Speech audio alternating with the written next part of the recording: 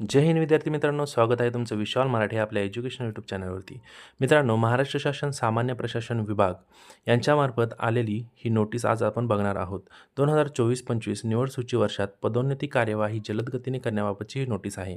माननीय मुख्यमंत्री महोदयांनी 100 दिवसाच्या कार्यक्रमात सर्व राज्य शासकीय अधिकारी कर्मचारी यांची पदोन्नतीची कार्यवाही जलद गतीने करण्याबाबत निर्देश दिले आहेत.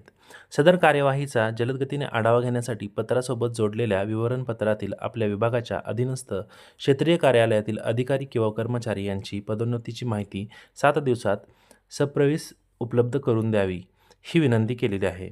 मित्रांनो, ह्या नोटीसवरून आपल्याला एवढं समजतं आहे की येणाऱ्या भविष्यामध्ये आपल्याला प्रत्येक विभागामध्ये भरती होण्याचे चान्सेस वाढलेले आहेत. कारण जेव्हा शासन पदोन्नती करते म्हणजे प्रमोशन करते, तेव्हा गट क आणि ड च्या जागा ॲटोमॅटिकली रिकाम्या होत जातात.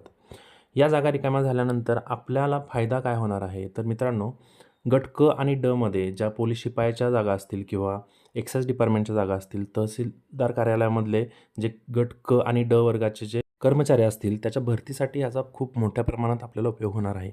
त्यामुळं शक्यतो पोलीस शिपाई आणि आत्ता येणाऱ्या एक्साईज डिपार्टमेंटच्या शिपाई पदाच्या ज्या वॅकन्सीज येणार आहेत, त्यासाठी याचा खूप मोठ्या प्रमाणात फायदा होऊ शकतो. त्याचप्रमाणे तलाठी भरतीसाठी याचा उपयोग होऊ शकतो.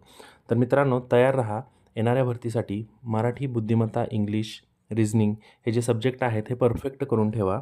भरती केव्हाही येऊ शकते आणि आत्ता होणाऱ्या पोलीस भरतीमध्ये सुद्धा पदांची संख्या वाढू